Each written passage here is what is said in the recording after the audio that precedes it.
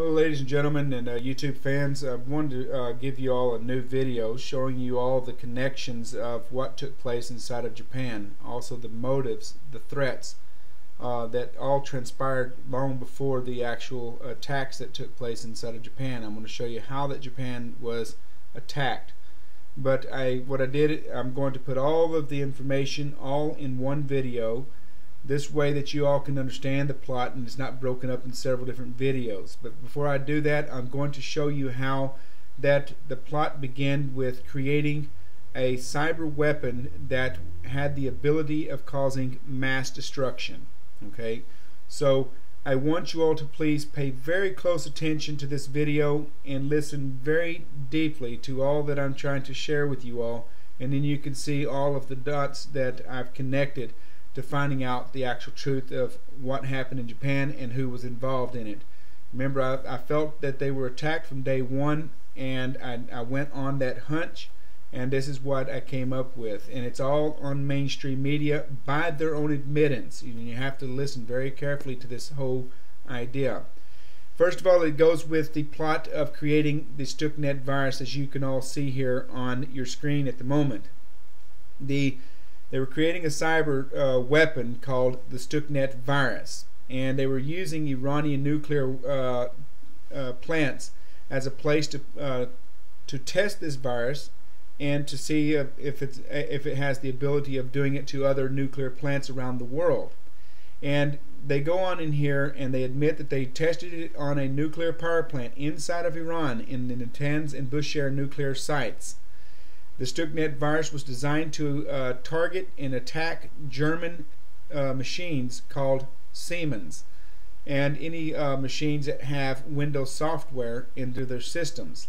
And they go into admitting and bragging here on the Haaretz newspaper. Then they go here on the New York Times. They go on and bragging about how that they tested the worm and that was called crucial in Iranian nuclear delay. They also, right here, as you can see in this highlight, this is where the Stuxnet virus was created out of. And it states here, the Dimona complex in the Negev desert is famous as the heavily guarded heart of the Israelis' never acknowledged nuclear arms program. And you can see that they were even bragging about it. They go into details of how that the Stuxnet virus affects and attacks the nuclear security sensors and systems inside of the plant. You can all go there and you can read it all in detail. So I'm not going to tell you. I'll let you just do all the reading about how it attacks nuclear power plants. Also, here it goes on to bragging about Israel. Video shows Stuxnet as one of its successes. In other words, they were bragging about it, boasting about it, and it's even on the Telegraph newspaper that they succeeded in targeting a nuclear power plant and causing it to shut down. They go on again and continuously. Israeli security chief celebrates the Stuxnet virus again on the Telegraph for the attacks on the Iranian nuclear power plant. On the BBC News, they go on to admit again that United States and Israel were behind the Stuxnet claims, which you're going to find out how Israel played a role in destroying the Fukushima nuclear power plant later on as we get into this video. And here you see that they even admitted on the BBC News that Israel and the United States were the ones who created the Stuxnet virus that was designed to target and sabotage the Iranian nuclear power program. And then after they go on to admit it and brag about it, then they try to create what you call a fall guy. In other words, a group of people inside of Iranian stating that they're and claiming that this group of people are setting out to do revenges for the attacks of the Stuxnet virus. He goes on and gives the detail that a 21-year-old guy doesn't even give his name, doesn't give his location, doesn't give any kind of information other than he's 21 years old. Now, you would think if they have his age, they would have his name, correct? But apparently they don't know his name, but they know that he belongs to a commando group. A commando group is a new, made-up terrorist group that the Israeli government have created to use as a fall guy for any more attacks on nuclear plants that are planned by the Israeli and the United States. They would blame it on the Iranian hacker, the so-called phantom that just come out of their own figurative of their mind. And but yet at the same time they're trying to make it look like there's an Iranian plot to attack more nuclear facilities for the revenge on the Stuxnet attack that was done to one of their nuclear power plants. This is a propaganda news that you're all seeing that was given to the Telegraph newspaper. Then also, after that was done, the Haaretz WikiLeaks exclusives Israeli ruled out military options in Iranian years ago. See, they knew that they created the Stuxnet virus sometime between 2005 and 2006. They created the Stuxnet virus that they no longer need to go into with a military action to destroy them. They can do it by just simply weeding themselves into a nuclear power plant, causing the nuclear power plant to self-destruct, causing far much more devastating and destructive events that were, that would not have to need or have the need of military option. So, but yet this also becomes damage control, that they not make it look like, oh, they weren't interested in attacking Iran with military, capability. No, so they can dumb down the idea so you don't try to look into this information with a fine tooth and comb. And then also it goes on the Japanese Time newspaper that also admits the same thing, that the Israeli nuclear options in Iran, and this was also printed on January the 15th. Now, here is the beginning of where the plots that were threatened against the Japanese people and how that it pulls the American people into the threat as well. See, America is also involved in being targeted by Israel, but the American government are behind this target. They're behind the plot of targeting their own people as well, because you got to remember they're controlled by Israel. They're ran by Israel. But this is where it begins. Watch carefully. On the Wall Street Journal, it started out, Palestinians weigh in on the United Nations statehood declarations, and this is what they wanted to be. They wanted to be recognized as a one-state country that would be recognized by all the world as a country of its own. But this idea was unacceptable by the Jewish people, which you're fixing to see now. You're fixing to see here in just a second. The United Nations praises the Palestinian people for their statehood, which now has Israeli angry at United Nations and the countries that support, 30 countries, mind you, that support the Palestinian statehood. They now are very highly angry, which you're fixing to see next. Okay. First of all, let me see here. The Prime Minister, before you actually, let me show you here how the Americans also got mad. See, this is where it shows you where the Israelis now mad at America, because now that they now recognize that Americans also support the statehood. Okay. Now, he goes on to, the Prime Minister states that he's heading to the United States under the threat of Palestinian statehood declaration, because he found out that Fayyad and Obama reached a secret understanding for the recognition of Palestine state. See, now they're very furious. They're very angry, okay, at the American people. Now, this is what they're trying to make it look like out in the open. Then, as they get there to the United States, they must have made a great impression to the United States, because they no longer have an agreed peace talks with the Palestinian people, because they turned around, as you can see here, the U.S. fell, and then they turned to the United Nations. And you see here that after they visited with the United States, which, let me get this link here to open up. It's refusing to open. Here it goes. The Israeli Today magazine prints out, after they had visited with Obama, they send Hillary Clinton to Israel to have talks with the Prime Minister and also other foreign ministers there inside of Israel, diplomats, and they stated that the United States finally gets it. The Jewish freeze won't bring peace. Okay, but the United States sits up there and makes a bargain deal with Netanyahu by saying, if you give 90 days of no building and no structuring of settlements inside of the Palestinian territories for 90 days, we will reward you fighter jets and also unmanned drones. In other words, they're rewarding them for just stopping for 90 days, and then they turn around and state that they will no longer bring this topic or this issue of peace talks back to the Israeli borders again. They will leave the Israeli alone and let them do with what they want to with the Palestinian people. Now you have to figure, what kind of freaking bargain is this? This is no bargain. This is the crime being committed. Watch carefully. As they made this deal, see, now you got to remember the document I showed you, which I'm going to go back here and show you. The American people were already now backstabbing Israel. See, Israel doesn't trust the American people openly, but secretly they're together in plotting to target the United States. Now watch carefully.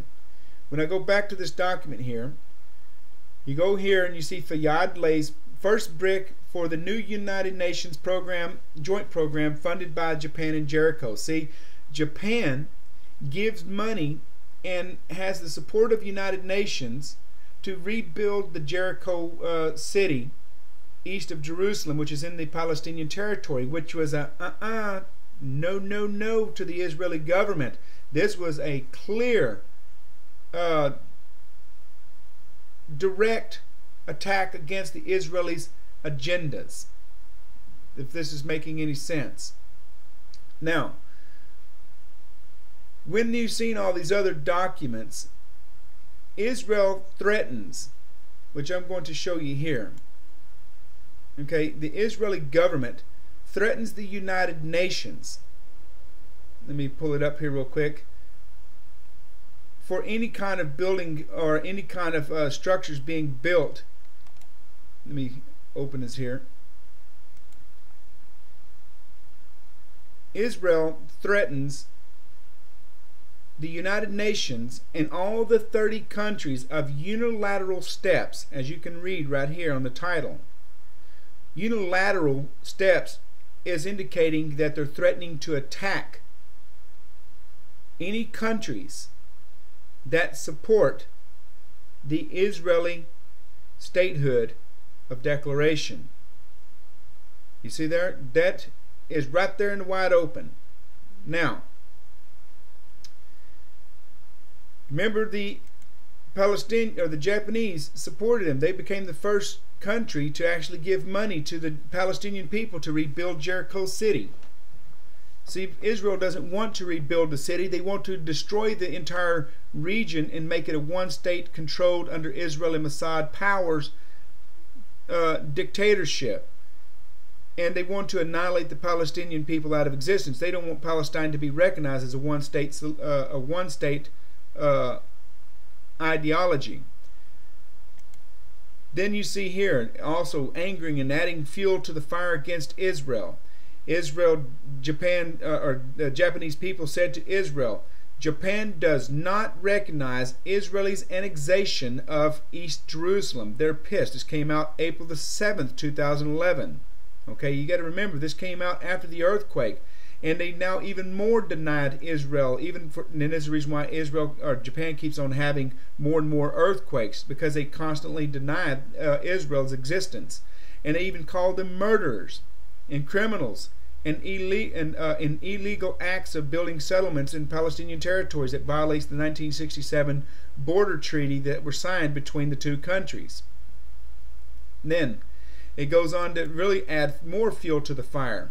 The Japanese people are now supporting other Arab nations in the region around that are enemies to the Israeli government, such as Somalia, blah blah blah, and talking about broadening their horizons with nuclear projects in the Arab nations.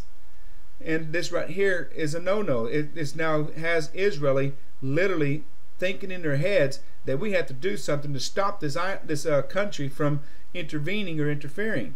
But see, they're not the only country that was doing this. But you're going to see how, because remember I showed you just previously, I showed you that how the Americans were also double-crossing the Israeli people as well. And I showed you the document where they threatened all the countries that supported this statehood. Then you see this. After the threats, they were thinking how they can stop the Japanese people. But see, the American people were also threatening Japan, which I'm going to show you here in a little bit. See here, after you've already seen that they deny even shall I say, do not recognize the Japanese people, or the Israeli people, excuse me. They're not recognized by the Japanese people. Okay, this has now went over into overdrive. Israel now finds a way to get into the country. Israeli firm secures the Japanese nuclear power plant. Remember, they're the ones that created the Stuxnet virus. And they go there and they have access to their security systems in a nuclear power plant. The company, Magna BSP, was the Israeli firm that had access to the nuclear power plant, which you can see in this Haaretz newspaper document. See here? And they go on to admitting that they had access to the security systems, installing security systems and cameras into the facility so that they can film the devastation and destruction of the nuclear power plant. And then they go on to admitting and bragging that they came from the same location where the Stuxnet virus was created out of, in the Negev Desert, in a nuclear arms facility in Dimona, just like you read in the New York Times, which you'll see that in the links that I post below this video.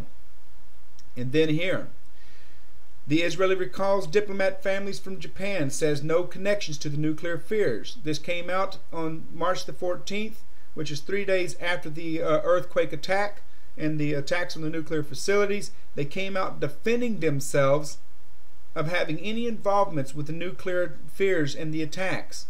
Why would they do that? No one was even accusing them yet. We didn't even have all this information until later. You see what I'm getting at? In other words, this became damage control. And then you have this right here. Okay? This is how the Americans started getting involved in threatening Japan. See, oh, sorry about this. This right here is where the Japanese and the Palestinians have had a long relationship, and since 2009. And it gives you all the hyperlinks here that you can see everything they're dealing with Japan and Palestine. Notice that they don't deal with Israel; they deal with Palestine. And this right here was also another adding fuel to the fire. This is more on the subject, and you can read this in much details of how Japan was angry with the Israeli people, and were very angry with their crimes against them and their illegal acts of building settlements inside of Jerusalem, in East Jerusalem. Then this is where the This is where the Americans now get involved in threatening Japan. This happened in 2009, the same amount of time that the settlement situation had unfolded with Israel and Japan. This is now where the Americans now threaten Japan for their probes on the 1960s nuclear agreements with the United States. And it goes into details of what they're angry about, that they're exposing secret documents that violates the international laws, and this is what the Americans are trying to shield. Also, they were trying to move out the military bases out of the country, which you're going to see on this next one. See, look here. Gates warns Japan. Listen, that's a very severe warning. You see there? Gates warns Japan not to back out of troop deal. Okay? He warns them because, see, Japan, new prime minister does not want America in the country or on the island of Okinawa. They try to persuade the Americans to move their troops out of the country, out of the island of Okinawa, and move them in a different location, which is what pissed off the American people. And so the American government started threatening warnings against Japan. If they did this, then they would suffer economic mayhem. They would suffer different catastrophic events, and they would hint around the catastrophic events by calling it Mother Nature seems to be the enemy now, quote and unquote, according to Gates, which you will see in this statement. Okay, this is on the Japanese official Ministry of Defense website, and he admits in his article that as a threat in a hypothetical reverse speech that he's now threatening them with Mother Nature. You see what I'm getting at? They're now, and it goes into detail. It quotes it very clearly in the document. Now, then you have this. The Department of Defense admits that they had the meeting in 2009, which you see the date here, but they lie about how the Japan was cooperating with them, because Japan wasn't cooperating with them. because they were not agreeing on the timetable of when they would come up with a decision on what they were going to do in plans with the removal or relocation or maintaining the same location altogether. The American government wanted a timetable for all of this. And so now you see that the Japanese did not give them a timetable, because he said he had to discuss this, the Prime Minister of Japan had to discuss this with his constituents, members, and to come up with a plan. But Gates wanted him to come up with a plan before the president in 1 week was going to tour the country. But it shows the threat, the plot, the anger, the high-level warnings of economical downfalls, of mayhem, and the warnings of even natural disasters in a hypothetical reverse speech in his press conference to the Japanese news reporters, which I showed you previously. You're going to see all these documents under this video. And again, it goes on to the interview showing that they threatened of the enemy, which is the weather, blah blah blah, and you can see this on the U.S. Department of Defense transcript of this interview. So guys, this is all that I have to share with you all on this. This is all that I found. I have not found England or any other countries behind the plot. There's nothing coming out about them threatening the Japanese people. So right now at this point, which I'm going to see if there is any connections to the English government or to any other country that had bilaterally threatened the Japanese people. The only two countries that I've seen and found so far is only the Americans and the Israeli government, who had already plotted for 2 years to annihilate this country, and you can see it all in these documents here. But anyhow, I appreciate your time, guys. Tune in to next time. I'm going to make a video about religion. That's going to be my next sophisticated and controversial subject, and I'm going to show you how religion ties into this, and how that it has 5 billion people religiously believing in a status quo salvation, only to entrap them in their deaths. I'll show you and explain all this to you, and we'll get to that at another time. Okay? So, by saying that, I'm going to say farewell. Until next time, you all take care. Please share this information to everybody. And also, come and join me at paltalk.com under Social Issues and Human Rights, and look for the room title, 9/11 Pathway to Armageddon. Okay, this is the room where I'm at all the time, where it's a live voice chat. You can come in there and voice all your questions, your opinions, your thoughts. It's all in your hands. But anyhow, by saying that, thank you guys for listening, and we'll talk to you all next time. Thank you.